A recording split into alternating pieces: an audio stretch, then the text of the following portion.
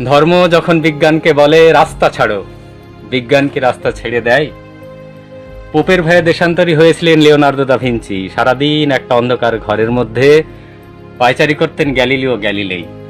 তাকে পাহারা দেবার জন্য বসে থাকতো একজন ধর্মের পেয়াদা, যার চোখের পাতা বাতাসেও নড়ত না। বিজ্ঞান কি তখন থেমেছিল? তীর্থের পাণ্ডাদের হই হই তাদের লাল চক্কি পেরেছিল পৃথিবীকে একটা বেঞ্চের উপর দাঁড় করিয়ে সূর্যটাকে তার চারিদিকে উঠবোস করাতে। ধর্ম যতদিন দুঃখী মানুষকে বেঁচে থাকার সাহস দেয়, ততদিন রাস্তা নিয়ে কারোর সঙ্গে তার ঝগড়া থাকে না, বরং তাকেই একদিন রাস্তা ছাড়তে হয়, যার স্পর্ধা আকাশ ছুঁয়ে যায়।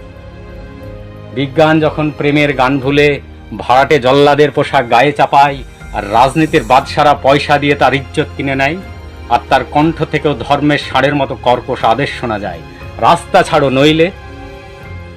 পৃথিবীর কালো সাদা হলুদ মানুষের গান সেই চিৎকার শুনে থমকে তাকায়।